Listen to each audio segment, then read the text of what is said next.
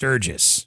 Just saying the name of the largest motorcycle rally in the United States probably conjures up a couple of stereotypical pictures in your mind.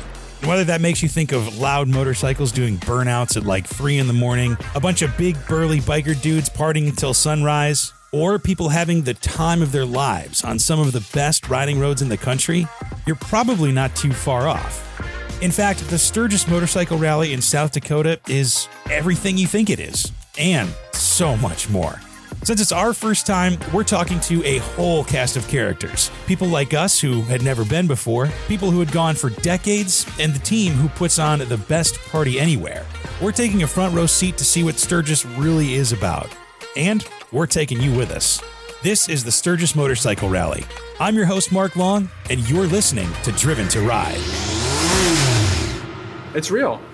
It was a real experience. And driving through Sturgis at night, it's wild. It's really cool. It's just bikes back to back going through stop signs and stoplights. And then, of course, when the main street is blocked off and it's just thousands of motorcycles parked side by side up the whole street, and all these booths open and stores open and tattoos being done and fried chicken being made and beer being drunk. Yeah, it's pretty wild. That is Richard Worsham.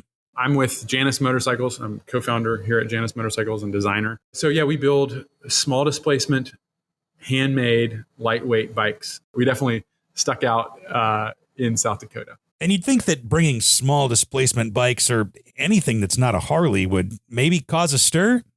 Well, we'll find out. But before you can even experience the Sturgis Rally, you have to, get to Sturgis.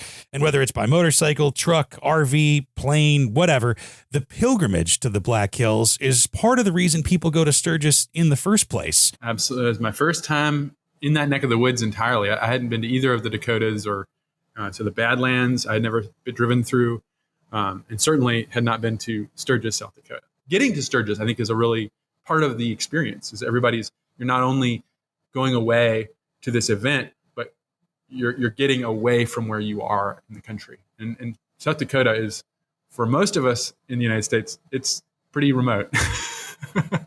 I've been going since I was 12. I've gone, I think this year was my 27th or 28th year on a motorcycle riding to Sturgis. Zach Parham, President, CEO of Comoto Holdings. We own GMP Cycles, Revzilla, and Cycle Gear. I started when I was 12 with my dad. We used to take a trip every year. It was almost like his getaway point, and I've since used that as like a getaway point. Yeah. But we've rode from many different, LA, Seattle, Las Vegas. But it was like a family dad son thing for a while. I rode my first time on my own bike when I was 16. So this is my 29th year going, and I think it was my 27th year riding. So like I don't have to ride to go to Sturgis every year. I choose to, right? And why do I choose it? I think it's just like taking that 3 or 4 day trip on a motorcycle every year, even if you're in this industry, is something you need to realize what you're, we every day we wake up and we help people take these experiences.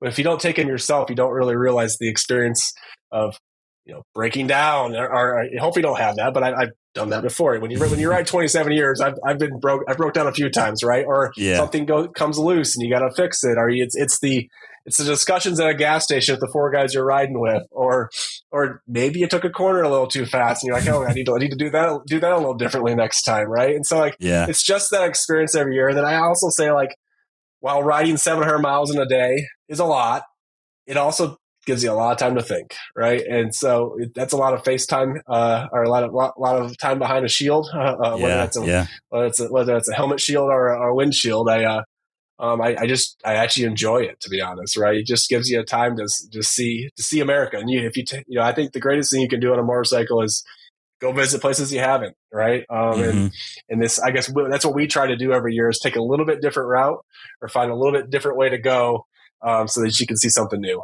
Going back to when you said you rode for the first time at 16, if you don't mind me asking, where did you ride from and what was that experience like?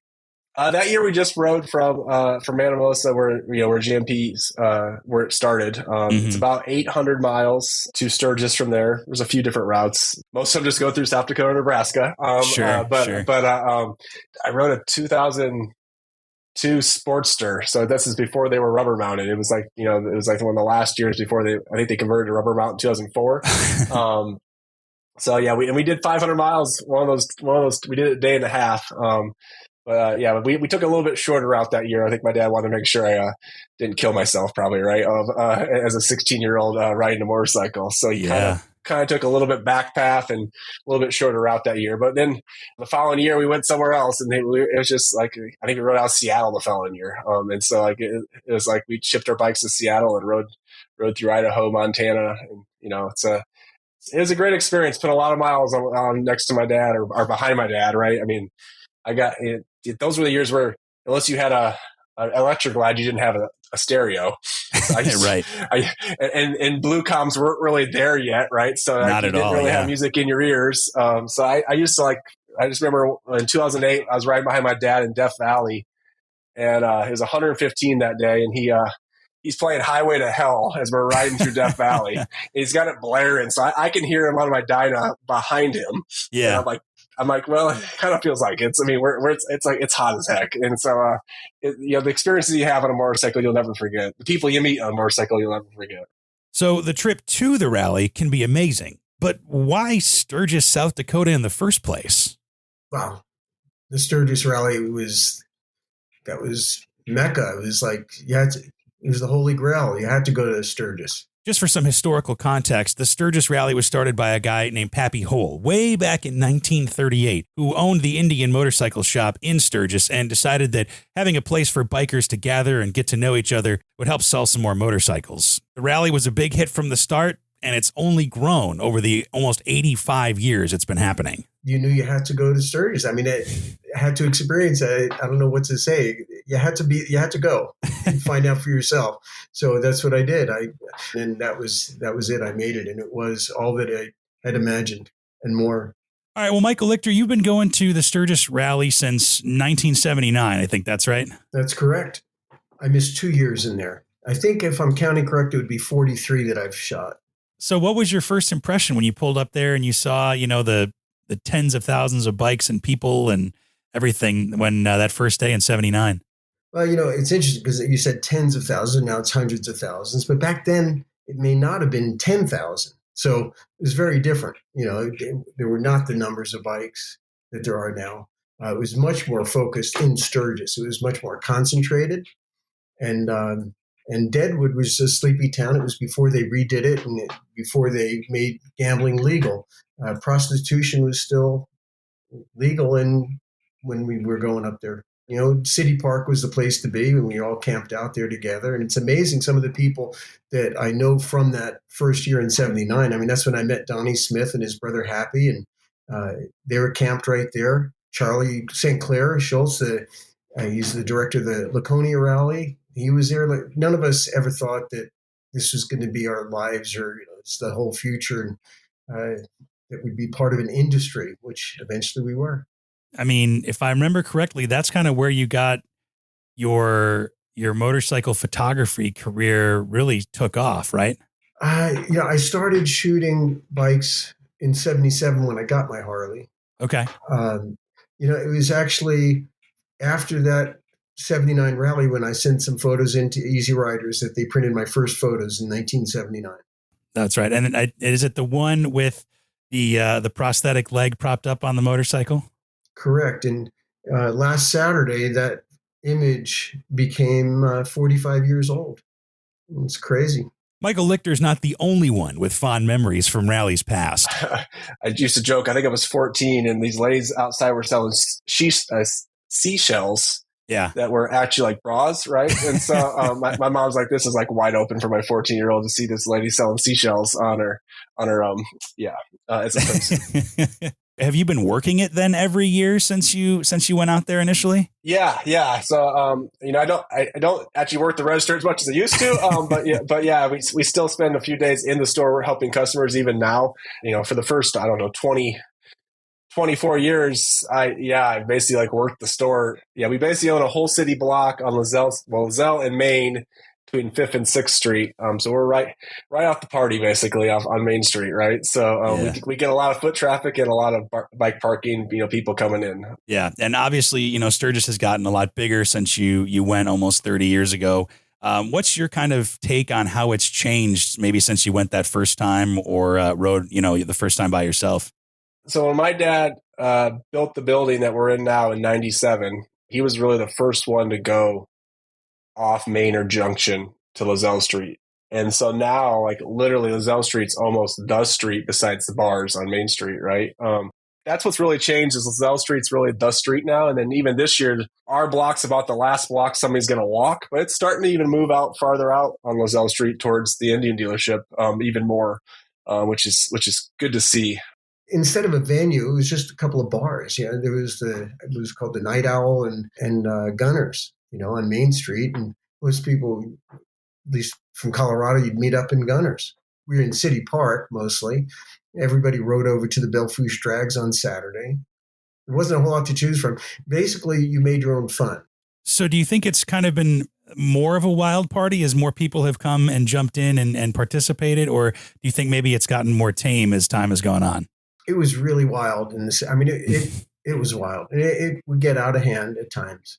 And I'd say it's probably getting back to some of that in some of the places. There's so much to choose from. So now you could go to a family-oriented campground if you wanted, or kid-friendly. Or I think it's come around now that younger people are looking for some of that older experience that we used to have, and that little wilder experience, and trying to make that happen. It's interesting because as someone that has gone repeatedly, obviously 43 years, I've spent about a year and a half of my life in Sturgis. The last 10 years were 2 weeks a year. And so how do you keep it fresh, right? Right. So I look for new things. But one thing that's always good is I love hanging out with Sturgis virgins. Sometimes I've had assistants come with me that have never been there before. And they say, well, what are they supposed to do? I say, your main thing that you need to do, more than anything else, if you see something that makes you say, wow, I want to hear the wow out loud. How many times have I seen 4 blocks of motorcycles with rows and rows of bikes lined up, but somebody seeing it for the first time goes, wow, right? Right. It's really cool. That is almost overwhelming to see that much in one spot. But I think also, depending on where you come from, it's different things. Like someone come from a city. I once was with somebody that was there for the first time, and they were from the New York area, and they wanted to ride with me and just hang out. So we were out in Wyoming on a Wednesday, and we were coming back. It was dark. I pull off at an exit.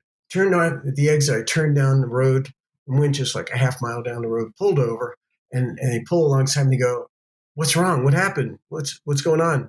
I go, I just wanted you to see this. And they go, see what? I say, see this. He says, there's nothing here. I said, that's what I want you to see. Like, there's no lights as far as you could see. There's no sound. I mean, that's pretty awe-inspiring. And the sky lit up with the stars, things like that. So again, it's sort of like what you bring to Sturgis, what you get out, and where you come from will dictate often what you'll get from it, right?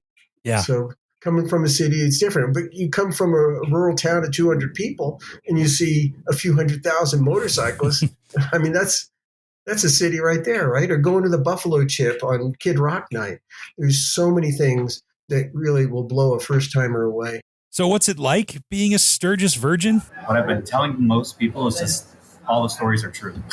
You just you go out there and you have that experience. A lot of people getting to just kind of be whoever and whatever they want to be. It was quite the trip.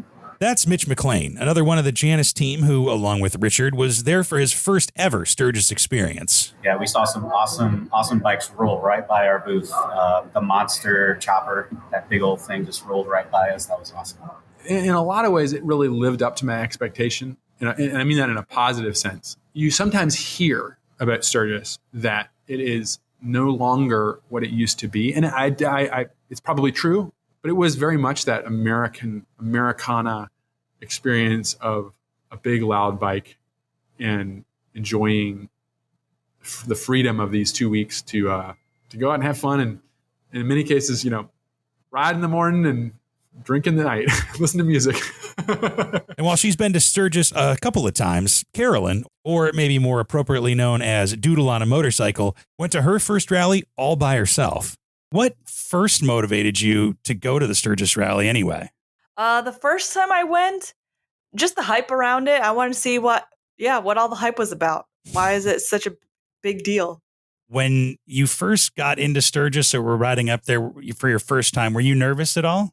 No, not at all. I got a lot of nervous family members for me going by myself, but yeah. Because in the video, I think one of the first videos you posted about, going to Sturgis really was a lot about the stereotypes that, kind of are around Sturgis, but really aren't all that true. Can you kind of talk about your experience that first time? Yeah. So, that video where I took hidden cameras to Sturgis, that was basically to address all the concerns that I noticed, like my family and friends and generally people who don't ride have about me going on these trips alone. They're all just so worried for me. Like they're just sure that I'm going to be kidnapped or killed or something. And they just weren't believing me when I'm trying to assure them. I'm like, I was a self-defense instructor for many years. Like I do a lot of self-awareness, preemptive things to not put myself in a more dangerous situation as much as possible. The motorcycling community is actually very friendly and polite and open. Mm-hmm. And also I like when I went to Sturgis solo, it might have been different if I had gone to the bar scenes and the late night things, but I didn't. I pretty much stuck to the daytime activities and the riding. So that was the main purpose of using those hidden cameras to show that what the interactions are actually like, and they're very polite and platonic and more dad like, brother like than anything else, which is, I guess, not what other people might expect. But let's say you want to see a little bit more of the wild partying that Sturgis is known for. Zach Parham's got a pretty good tip. I would tell them to go experience the campgrounds a little bit. I don't know if you have to stay there, but you should at least go experience the Buffalo Chip one night. It's a different experience, right? It's not something you're going to see in most places in America on a given weekend, right? And there's some really unique experiences where it's probably not what your traditional. If you've never been to Sturgis, what you think a campground is, it's definitely not that. It's a little bit. It's a little bit of everything.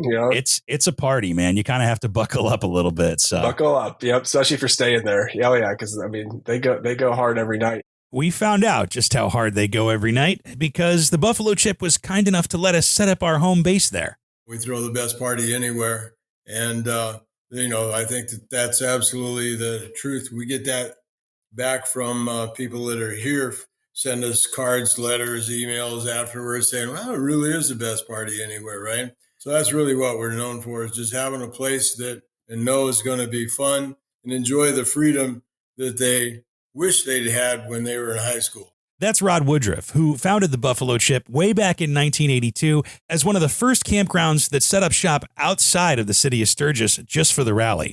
And it's also grown into one of the biggest. The rally had grown to where the government figures were saying, oh, my God, 20,000 people showed up. Oh, my God, 50,000 people maybe showed up.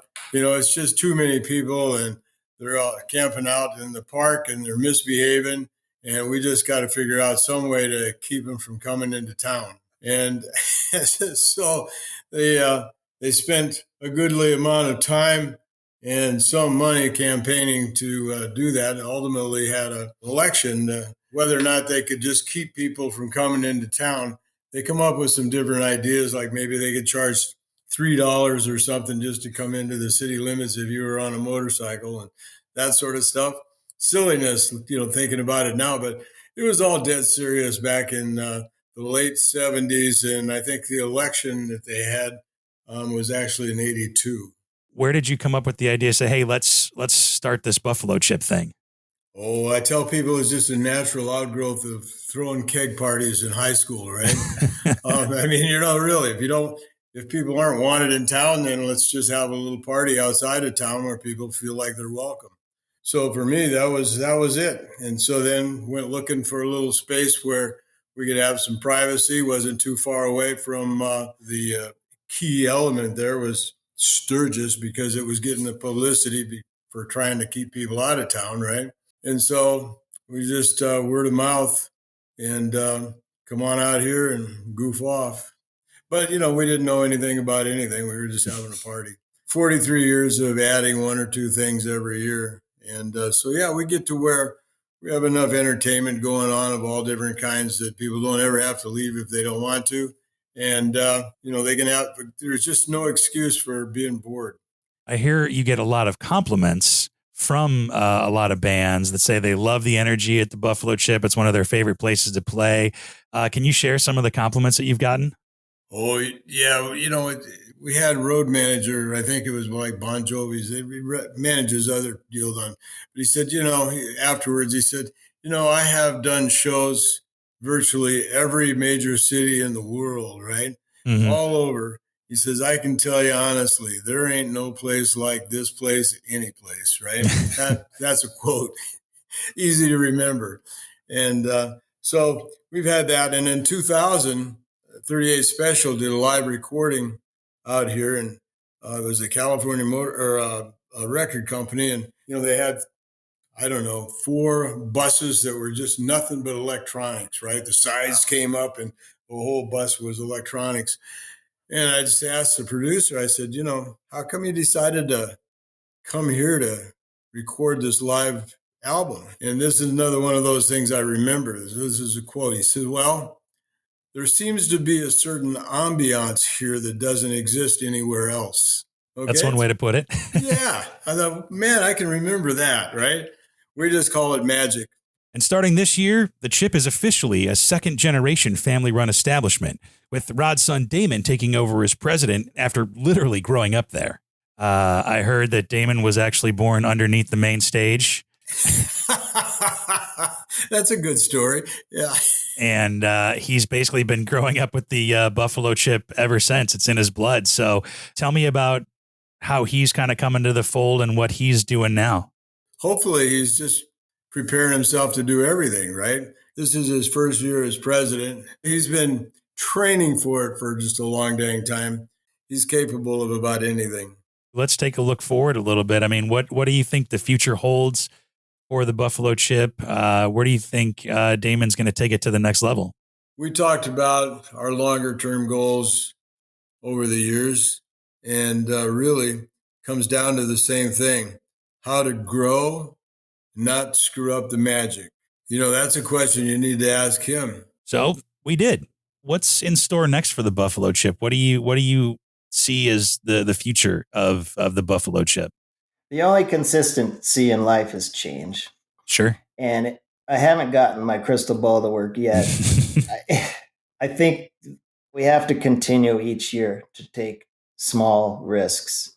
Mm-hmm. That is probably the short-term vision for the Chip is that we continue to take risks every day so that we can continue to stay relevant, continue to put new things in people's hands and minds and give them new experiences that they can take home to make part of the stories of their lives.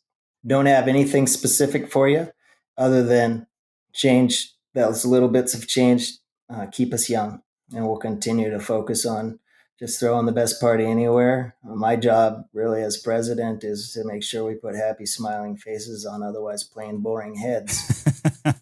You've kind of grown up around Sturgis and the Buffalo Chip, haven't you? I was born under the main stage. I believe it. I believe it 100%.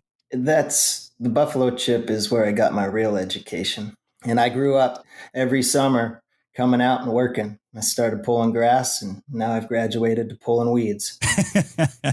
That's probably the first bullet on the job description for president, I imagine. Yeah, there's a lot to it. I mean, the relationships, sponsorship activations, booking entertainment. It's a full year-round gig for about 20 of us, and then we ramp up to about 500 throughout the year. One of those 20 full-time folks on staff may not be blood-related, but Cody Ertman's definitely spent his fair share of time around Sturgis, and as the marketing guy for the Buffalo Chip, he's become part of the family. Man, it's a blast. It's such a cool gig to have. I couldn't imagine working in a marketing job for a dentist or something, or an eye doctor. This is where it's at for sure. Music, motorcycles, can't beat it. You're actually a South Dakota native, right? That's right. Yeah, I grew up in the Lead Deadwood area, Black Hills my whole life, live over in Spearfish now, work at the Chip, obviously. So, yeah, I've been living the rally life for, 33 years and loving it, really. Did you grow up like going to Sturgis with family or like with friends or anything like that? Or Yeah, some of my first memories were, early teenage years. Me and my buddies would go down to Sturgis just to see the shenanigans, see what it was all about. And, we were going to concerts at the Chip as teenagers too. And it was always great because, it's a pretty rural area around here. So we don't get a lot of big concerts. right. So the Chip was it. So I remember seeing like Motley Crue and Stone Sour on the same night at the Chip when I was 18, and the Scorpions farewell tour that same year. Farewell tour. They're still actually touring. That was, 15 years ago. But so yeah, I've been involved in the rally my whole life. I've worked a couple rally jobs through high school, and it's been a huge part of my life. And obviously now I make a living on it. So yeah, it's important. I mean, we're bringing in, a couple 100,000 people to a state that only has a couple 100,000 people most of the year. So, I mean, what do you do necessarily, not necessarily during the week or the 2 weeks of the rally, but what do you do kind of the rest of the year to prep for the rally? Throughout the year, we're getting ready for next year. Basically, we're planning the events. We're doing our marketing pushes. We're selling passes all year long. So we're trying to keep people engaged, remembering about us, looking forward to the vacation that they're going to have in August, and, getting people excited for the bands we bring in, and, getting the bands ready and getting everything. Yeah, just getting everything ready and together. I mean, most people have thrown someone a birthday party or, planned a wedding and whatnot. And you think about the stress involved in those types of events, multiply it by dozens, because we have dozens of events fit into 2 weeks. So like you can imagine, the stress of one event multiplied, I don't know how many times, 50 times. And that's kind of what we deal with. But I mean, at the same time, it's a lot of fun. And back to Damon, how has the Buffalo Chip kind of changed and evolved, over time with your involvement in it from starting pulling grass? I said pulling grass, but I meant cutting grass and pulling weeds. But however you look at it, it happens little bit by little bit. I mean, it was literally a sausage party. If you look at a photograph of 1981 in front of the stage, there's one girl in that audience. Oh my God. And Rod has really stepped it up over the years in recognizing that in order to throw a good party, you also have to have ladies want to come. So that includes like up in the amenities. Not everybody wants to sleep in the dirt. We've got the RVs, the cabins. You can still sleep under your lean-to if you want to. There's shower houses. It's a full city for 2 weeks out of the year. Mm-hmm. If you look back at our history, that first 1981, there was no electricity. There was no running water. There was none of that. I joke that like early on, we had a water tank on the hill and we had PVC pipe running down. And then there was a horizontal piece of PVC pipe with holes drilled in it and a shower curtain between. And one side was men's and one side was women to take showers. Jeez. Yeah. Rod says, well, no, that was our first improvement. That wasn't the beginning. We were already starting to make improvements at that point. What's your favorite part of like the rally at the Buffalo Chip? Daredevil Wednesday is my favorite part of the Sturgis rally. That is because it's just a beautiful mess. Like we create exciting chaos. It's entertaining. It's thrilling. It's all the things that'll make your mouth drop.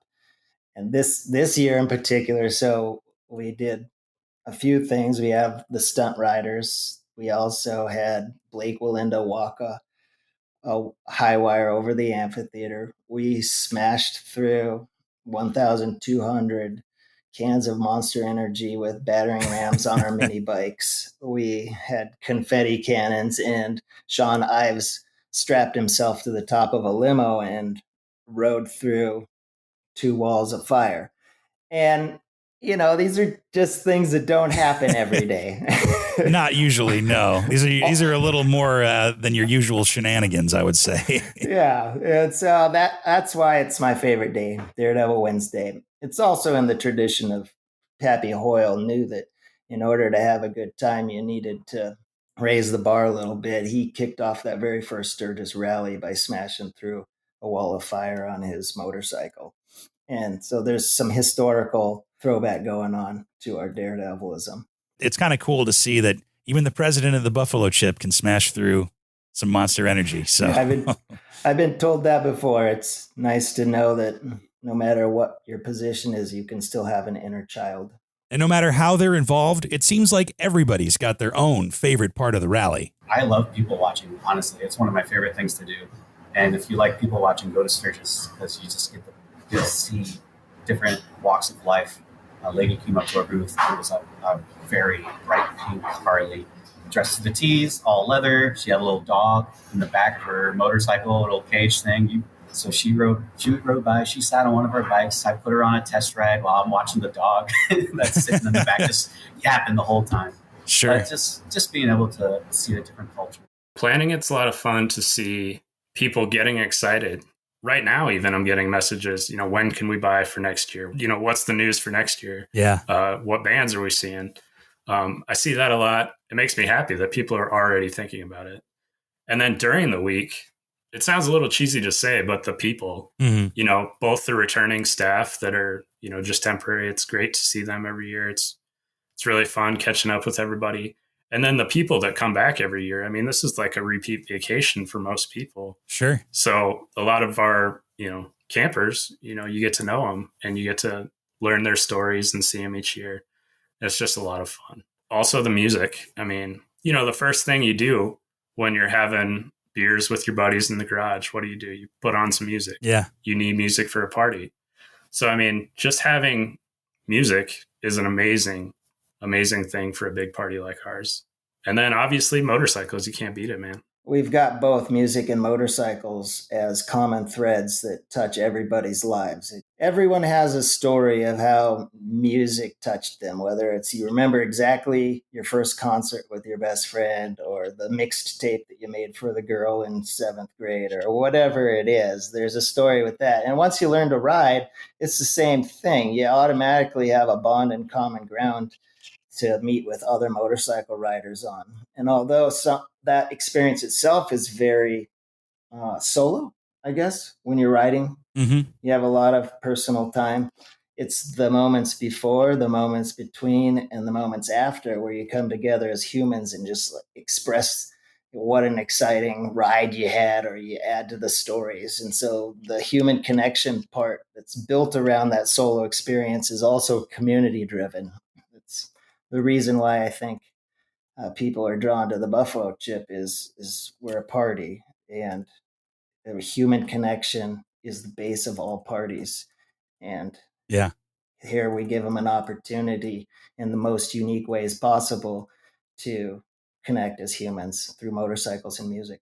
And hey, speaking of motorcycles, that's obviously the biggest common thread at Sturgis. Plus, since the town is nestled in the Black Hills, there are plenty of fantastic riding opportunities. Oh, they were amazing. I didn't get enough in, to be honest. I mean, we were working so much that I did not get to ride enough.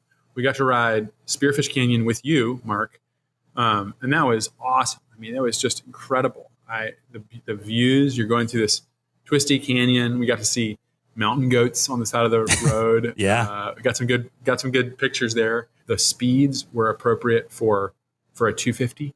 Sure. We did Ben Acker Canyon down to Nemo. The speed limit's like 55, and you ride a 250 out. You're behind a Harley, and you're still not able to go as fast as the bike can. And if you don't know where to go, Doodle's got some recommendations. Definitely Needles Highway. So beautiful. Yeah, the structures around there are insane. Iron Mountain Road, I don't remember as much, but I know I put it in the video, so it must have been good. But I think I remember that there's a lot of switchbacks and twisties on Iron Mountain Road. So I think I do, now that you mention it, I do remember it being pretty technical and fun that way. Devil's Tower is a little bit further outside of Sturgis, but worth the drive. I would say Sturgis is some of the most beautiful roads I've ridden in the U.S. What is maybe your favorite part of Sturgis, whether it's, the riding, meeting people, hanging out, the trip itself? The first year when I went solo, I would say definitely the riding is just so beautiful. The rally itself is fun with all the booths and the people watching, and the stunt shows. But the riding can't be beat. And now that I've gone twice with the medicine wheel ride, probably just hanging out with them. That's really fun too. So can you tell us what the medicine wheel ride is and how you got involved with them? I really wanted to make a video highlighting Native Americans somehow.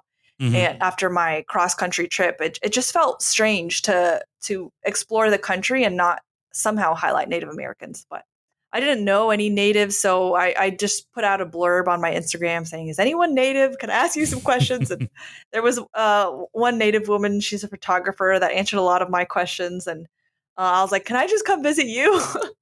And she suggested to do some research. She was like, "Maybe I can find something that's a little more on brand for you." And she's the one who found the medicine wheel ride and found this group of biker women who ride to Sturgis to raise awareness about natives and issues their communities are facing. And she's the one who gave me that connection. And that's when I was like, all right, I guess I'm going to Sturgis again. So Sturgis, I would say, is their main ride for raising awareness about these issues, but they do multiple rides throughout the year. So what they do is they stop at multiple locations. They have these events planned in advance where they'll share their stories. Previously, they've been sharing their personal stories and going on rides. And just last year, there was a documentary put out about them. So now they've been showing the documentary. It's like 30 minutes long, called We Ride for Her, by Red Sands Project. And behind the scenes, they do a lot. They some of their funds go straight to creating billboards and flyers for missing persons because they just don't have the resources. It happens at such a high rate in their communities. And even if it doesn't seem so at first, there's a strong connection between the Black Hills and Native American communities. The sheer beauty and grandeur of the Black Hills, they are absolutely magical. There's a reason why the Native Americans treasured them and held them sacred. Black Hills, as well as Bear Butte, which is just this monolithic feature on the east side of Sturgis, comes up out of the plains, just rises up, a sacred site to the Native Americans. It's like their Mecca. A lot of tribes see that as the center of the universe and and the sacred place. And yeah, there's a lot more to the Black Hills too, that the natives want to raise awareness about as well. Yeah, I was going to ask, when you guys ride to Sturgis, do you do any raising of awareness at Sturgis? Do you have events at Sturgis? What do you do once you get there? Yeah, so at least this year and the last year that I was there, there's a group ride, and that's pretty open to the public. Like, you don't have to be Native, you don't have to be women. I think there's a conception that you have to be both those things, but no, the group was just started by Native women, so that's who dominated it at first. And now you can enjoy the roads on practically whatever motorcycle you want, even though if it maybe wasn't always that way. It used to be all Harley all the time. I remember when I was a kid. Now it's, you see Ducati, you see Yamaha, Suzuki. Saw a lot of those this year. Yeah, I actually rode my adventure bike. I rode an 890 KTM. I at least have an orange and black bike, but I still stuck out definitely. So, but you are seeing more adventure bikes there on the Pan America, and you are seeing a decent number of BMW guys. I think the craziest thing you see is the colors. Whether it's the Hells Angels or the Outlaws.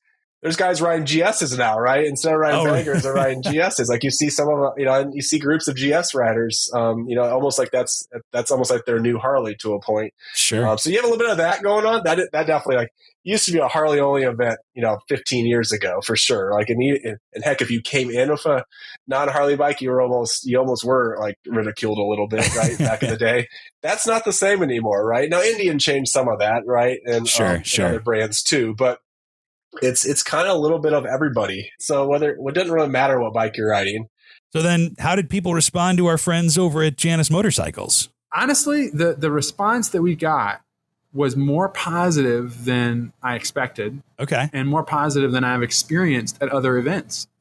Really? You think Sturgis, you think Harley Davidson, although now you need to think Indian as well, because there are a lot of those there. But you think a big American V-twin. And sometimes, with Janus, our bikes are so different. People just do not know what to expect. While they're very similar to what motorcycles used to be, they're very different than what's available now and what's been available for the last 30 years. Everyone there understood it. A lot of people just thought it was an old Harley. So they come up real close, get a closer look at it, and really, you're like, what is this? It was a good experience overall. It's like people just kind of hung out in our booths and be like, that's cool. I need to get me one of these. It's lightweight. I would look awesome on it. And we would just put people out on it like, yeah, you do look awesome on it. Go for a test ride, stuff like that. It was a good response. To say that people love Sturgis is a bit of an understatement. I mean, folks plan their lives around the rally, and they go every single year over and over and over again. The one common thing that people generally say to me is it's a getaway. It's a way for people to get away from their everyday lives, go somewhere with a lot of like-minded people, people who love music, people who love motorcycles, and just forget your life, forget your stress, have a damn good time. I think about it all the time. If I wasn't working at the Chip, I would definitely be one of those people who came every year. Yeah. Because it's just such a cool experience to get together, do whatever you want for a couple of weeks, within reason. Right. But basically have whatever vacation you want. So that's what sticks out to me is like people continue to want to come here because there's a certain magic about this place. And some of it we can plan, some of it we can impart, but most of it is just the people that come here making their own magic. I mean, you go to everybody's campsite, everyone has their own, particular party going on. Sure. There's so much going on. You can create fun and give people a place to have fun, but they'll also create their own fun. And it's just so cool to me. For some folks, it's like a family reunion. For some people, Sturgis is their 1-2 week vacation a year. I do believe that it's a lot about the people. We could say it's nothing without the bikes, but really without the people go to see old friends that they only see once a year, reconnect. Some people have an annual trip that I know there's one group I met. They're like 10 different people from 10 different areas, different directions. Wow. And they camp together. This happens to be in the Buffalo Chip in the tent only camping area. And, they're like really good friends. They only see each other once a year. They met there like 10 years ago or whatever. They come from everywhere. It's really cool. So much of what it's about. I just remember one time I went out. This two guys had been showing up 2-3 weeks early for the rally since practically day one, right? Every year. And so I had some time. I stopped by there and because I really hadn't met these people. I just knew that they'd been there. And I pull up and the guy comes out. He says, "Oh, you're Woody. You're the owner of the place. Oh, you know what they say. You go on vacation, you come back, and your wife's sleeping with your best friend. Well, I brought my best friend with me. Hey, Joe, come on out here with me, Woody." Fun stuff, right? Just, and so those people were here still again this year. And unfortunately, one of them is such bad health that, for him, I was afraid he wasn't going to survive, the rally. But he was at Fort Meade Hospital, which is only 2 miles, 1 mile maybe away from the Chip. And so they brought him over from the hospital so he could be in a tent on the side of the hill for the rally, right? And then took him back to the hospital when the rally was over. So he made it. Yeah, those kind of things stick out. Just people that it's meaningful to them. I have a surprising number of people just actually say that, coming out here, meeting people, seeing what's going on, just has really changed their lives. One of the people, give you another example. This guy, I'll say it was 2019. In fact, it was. He told me it was 2019. He had the Buffalo Chip on his bucket list, and he was just so low, so down on everything. He was going to come here, then he was done. He was going to end it all, right? Jeez. And he said, I come out there, and he said, I met so many nice people, and it was so positive. I had so much fun. Says that I changed my plans and I'm coming back every year again for the rest of my life, right? You think, wow, you had a positive impact on somebody for some reason that I can't really put a finger on what it was. And it isn't just us. I mean, it's mainly the people that are here. It's very meaningful to a lot of people. And if you peel back the layers, Damon's got it down to a recipe of 3 ingredients. As humans, we're trained to look for every moment in life where we can come together. And we call those parties. I mean, you start from pre-birth parties, celebrations for announcing the gender of the child, the party on the weekends, the birthday parties, graduation parties, your whatever. We're trained to have parties. And we look for every opportunity, even all the way up to the great party in the sky is our ultimate goal. And so, you know, people come together. When you have a party, the recipe is good people, good times, and common ground. One of the events at the Buffalo Chip was bare knuckle boxing, which was pretty wild in and of itself. And we were hanging out and, we were just kind of all taking it in, literally watching people fight, people cheering and drinking and having a good time. Do you remember what you said to me just casually that kind of like encapsulated it perfectly? Yeah. Something to the effect of what we're experiencing right now is not new. There are constants in human nature that never change. And what we're experiencing is something that's been going on for millennia. People gathering together and watching people fight and drinking. This is a human activity. And that evening, when I said that, I mean, I was really feeling it. Like, this is just humanity doing its thing, and it's really actually as bloody and messy and wild as it is. It's kind of beautiful. So maybe Sturgis is exactly that. Maybe Sturgis is a callback to a more primal time where you didn't have any modern conveniences. You could be as loud as you want, and you could be yourself with your group of people. I think at the end of the day, the Sturgis Rally is whatever you want it to be. And if you've never been, you got to check it out at least once. Thank you very much for listening. And a big thanks to Rod, Damon, Cody, and everyone else at the Buffalo Chip for the hospitality. And also a huge thank you to SW Motec for outfitting my little XSR with some amazing luggage. I surely would not have made it to the rally without you. Also, thank you to our guests, Richard and Mitch from Janus, Doodle on a Motorcycle, Zach Parham from Comoto, and last but definitely not least, legendary photographer and de facto Sturgis historian, Michael Lichter. Interact with us and check out full unedited conversations, photos, interviews, video interviews, plus other goodies on YouTube or Instagram at Driven to Ride Podcast. Or you can check us out at driventoridepodcast.com. And make sure you leave us a rating and review from wherever you get your podcasts, too. If you have an idea for an episode or a guest, or you want to invite us out on an adventure, email us, hello@driventoridepodcast.com. Driven to Ride is wholly owned by Flint Rock LLC, made possible with help from Matthew Miles, and written, hosted, and produced by me, Mark Long. We'll see you out there.